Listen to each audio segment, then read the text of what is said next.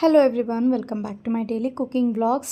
ಇವತ್ತಿನ ವಿಡಿಯೋದಲ್ಲಿ ಬೆಳಗಿನ ತಿಂಡಿಗೆ ಸಿಂಪಲಾಗಿ ಎಲ್ಲ ತರಕಾರಿನ ಹಾಕಿ ಒಂದು ಟೇಸ್ಟಿಯಾಗಿರೋವಂಥ ಪಲಾವ್ ಅಥವಾ ಬಿರಿಯಾನಿ ಹೇಗೆ ಮಾಡೋದು ಅಂತ ಹೇಳ್ಕೊಡ್ತೀನಿ. ಇಲ್ಲಿ ಪಲಾವ್ ಬಿರಿಯಾನಿಗೆ ಎಲ್ಲ ಥರದ ತರಕಾರಿಗಳ ಜೊತೆಗೆ ನಾನು ಪನ್ನೀರು ಹಾಗೆಯೇ ಮೆಂತ್ಯ ಸೊಪ್ಪು ಎಲ್ಲನೂ ಹಾಕ್ತಾಯಿದ್ದೀನಿ.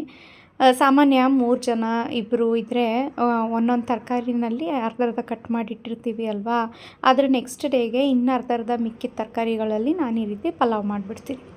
ಇವಾಗ ಬಿರಿಯಾನಿ ಅಥವಾ ಪಲಾವ್ ಮಾಡೋದಕ್ಕೆ ಒಂದು ಪಾತ್ರೆಯಲ್ಲಿ ಎಣ್ಣೆ ಹಾಕಿ ಪಲಾವ್ ಮಸಾಲೆಗಳನ್ನ ಹಾಕಿದ್ದೀನಿ. ಚಕ್ಕೆ, ಲವಂಗ, ಏಲಕ್ಕಿ, ಮರಾಠಿ ಮೊಗ್ಗು, ಅನಾನಸ್ ಹೂವು, ಪಲಾವ್ ಎಲೆ, ಜೀರಿಗೆ ಇವಿಷ್ಟನ್ನು ಹಾಕಿ ಈರುಳ್ಳಿ, ಮೆಂತ್ಯ ಸೊಪ್ಪು ಮತ್ತು ಶುಂಠಿ ಬೆಳ್ಳುಳ್ಳಿ ಪೇಸ್ಟನ್ನು ಹಾಕಿ ಮೆಂತ್ಯ ಸೊಪ್ಪೊಂದು ಸ್ವಲ್ಪ ಒಗ್ಗರು ಸ್ಮೆಲ್ ಹೋಗೋವರೆಗೂ ಅದನ್ನು ಚೆನ್ನಾಗಿ ಫ್ರೈ ಮಾಡಿ ಇದಕ್ಕೆ ತರಕಾರಿಗಳನ್ನ ಸೇರಿಸ್ತಾ ಇದ್ದೀನಿ. ಕ್ಯಾರೆಟು, ಬೀನ್ಸು ಮತ್ತು ಆಲೂಗೆಡ್ಡೆ. ತರಕಾರಿಗಳು ಸ್ವಲ್ಪ ಬೇಗ ಬೇಯಲಿ ಅಂತ ನಾನು ಇವಾಗಲೇ ಉಪ್ಪನ್ನು ಸಹ ಹಾಕ್ತಾಯಿದ್ದೀನಿ. ನೀವು ಡೈರೆಕ್ಟಾಗಿ ಕುಕ್ಕರ್ನಲ್ಲಿ ಮಾಡೋದಾಗಿದೆ ಆದರೆ ಏನು ಜಾಸ್ತಿ ಹೊತ್ತು ಫ್ರೈ ಮಾಡಬೇಕಾಗಿಲ್ಲ. ನಾನಿಲ್ಲಿ ಓಪನ್ ಪ್ಯಾನ್ನಲ್ಲಿ ಮಾಡ್ತಾ ಇರೋದ್ರಿಂದ ಒಂದೊಂದು ಪದಾರ್ಥ ಹಾಕಿದ ನಂತರನೂ 2 ನಿಮಿಷ ಆಗುವಷ್ಟು ನಾನು ಇದನ್ನು ಫ್ರೈ ಮಾಡ್ತಾಯಿದ್ದೀನಿ.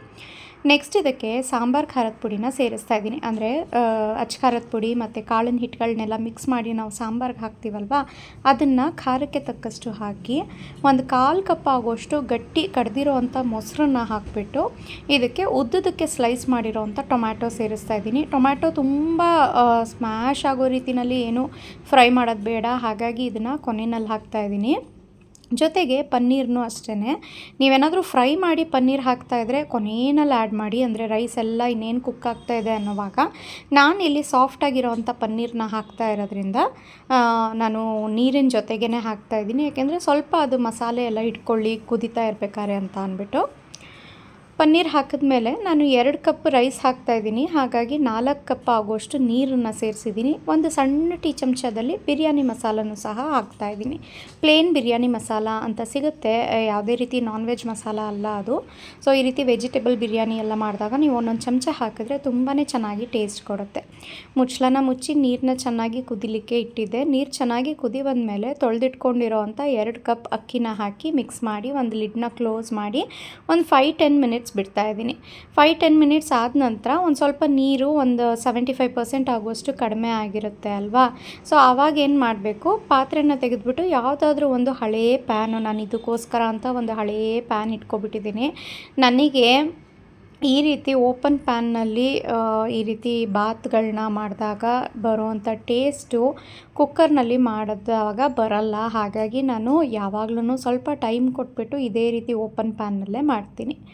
ಪ್ಯಾನ್ ಇಟ್ಟು ಪ್ಯಾನ್ ಮೇಲೆ ಅದನ್ನು ಪಾತ್ರೆನ ಇಟ್ಬಿಟ್ಟು ಮತ್ತೆ ಲಿಡ್ನ ಕ್ಲೋಸ್ ಮಾಡಿ ಒಂದು 10 ಮಿನಿಟ್ಸ್ ಮೀಡಿಯಮ್ ಟು ಹೈ ಫ್ಲೇಮ್ನಲ್ಲಿ ಕುಕ್ ಮಾಡಿ ಸ್ಟವ್ನ ಆಫ್ ಮಾಡಿ ಅದು ಸ್ವಲ್ಪ ಕೂಲ್ ಡೌನ್ ಆಗಬೇಕು ಅಲ್ಲಿವರೆಗೂ. ಅಂದರೆ ಪ್ಯಾನ್ ಇರೋವಂಥದ್ದು ಸ್ವಲ್ಪ ತಣ್ಣಗಾಗೋವರೆಗೂ ಬಿಟ್ಟು ನೀವು ಓಪನ್ ಮಾಡಿ ಮಿಕ್ಸ್ ಮಾಡಿ ಸರ್ವ್ ಮಾಡಿದ್ರೆ ಆಯಿತು. ಸೊ ನೋಡಿ ಎಷ್ಟು ಉದ್ರುದ್ರಾಗಿ ಸಕ್ಕದಾಗಿರುತ್ತೆ. ಹೋಟೆಲ್ಗಿಂತನೂ ಡಬಲ್ ರೀತಿಯಲ್ಲಿ ಟೇಸ್ಟ್ ಇರುತ್ತೆ. ಖಂಡಿತ ಟ್ರೈ ಮಾಡಿ. ಯಾವುದೇ ರೀತಿ ಕಾಯಿನ ರುಬ್ಬಿ ಹಾಕೋ ಅಂಥ ಮಸಾಲೆಗಳೆಲ್ಲ ಜಾಸ್ತಿ ಇಲ್ಲ. ಸೊ ಸಿಂಪಲಾಗಿ ಅವತ್ತು ಮನೆಯಲ್ಲಿ ಕಾಯಿ ತುರಿನೂ ಇರಲಿಲ್ಲ, ಕಾಯಿ ತುರಿದು ಮಾಡೋ ಅಷ್ಟರಲ್ಲಿ ಇದನ್ನೇ ಮಾಡಿಬಿಡೋಣ ಅಂತ ಅಂದ್ಬಿಟ್ಟು ಸಿಂಪಲ್ಲಾಗಿ ನಾನು ಮಾಡಿ ತೋರಿಸಿದ್ದೀನಿ. ಸಖತ್ ಟೇಸ್ಟಿಯಾಗಿತ್ತು. ಸೊ ನೀವೂ ಸಹ ಟ್ರೈ ಮಾಡಿ. ಹಾಗೆಯೇ ಹಸುವಿನ ತುಪ್ಪಕ್ಕೆ ತುಂಬ ಆರ್ಡರ್ಸ್ ಇತ್ತು, ಹಾಗಾಗಿ ಬೆಳಗ್ಗೆ ತಿಂಡಿ ಆಗ್ತಿದ್ದ ಹಾಗೆಯೇ ಅರೌಂಡ್ 9:45 ಹಾಗೆ ನಾನು ಬೆಣ್ಣೆನ ಕಾಯಲಿಕ್ಕೆ ಇಟ್ಟಿದ್ದು. ನೋಡಿ ಇವಾಗ ಟೈಮ್ ಬಂದು 12 ಗಂಟೆ.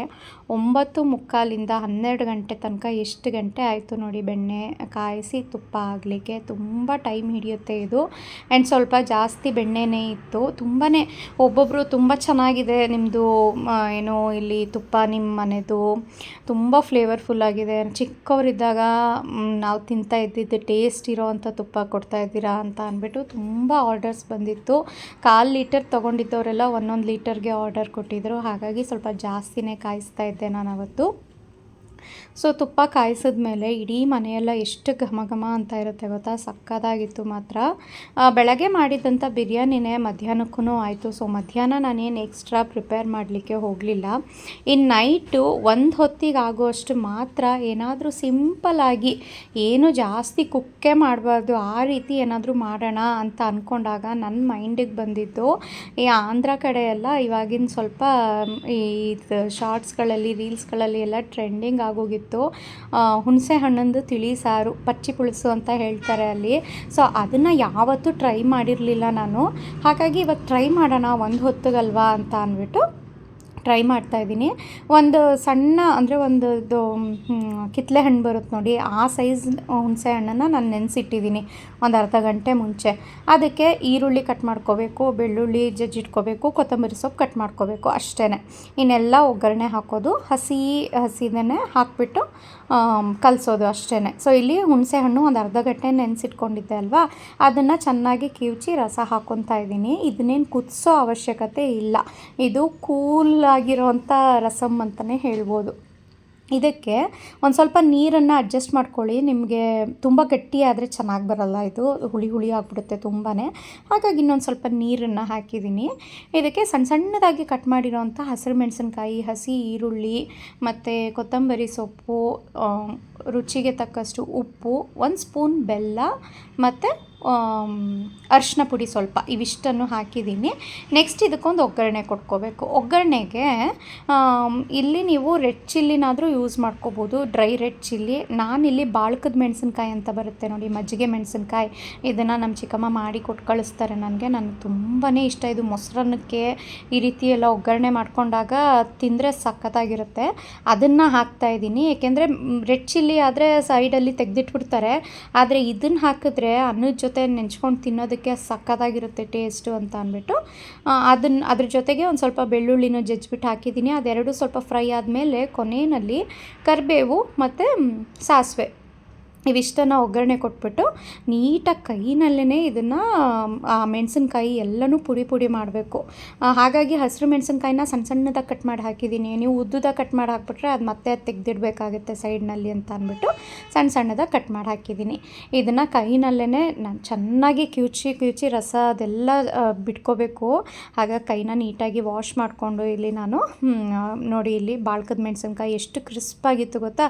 ಜಸ್ಟ್ ಈ ರೀತಿ ಪ್ರೆಸ್ ಮಾಡಿದ್ರೆ ಸಾಕು, ಅದು ಪುಡಿ ಆಗ್ತಾಯಿತ್ತು. ಆ ಪುಡಿ ಆದಾಗ ಅದೆಲ್ಲ ಖಾರ ಬಿಟ್ಕೊಳ್ಳುತ್ತಲ್ಲ ಆ ರಸಕ್ಕೆ, ಏನು ಸಖತ್ತಾಗಿರುತ್ತೆ ಗೊತ್ತಾ ಟೇಸ್ಟು.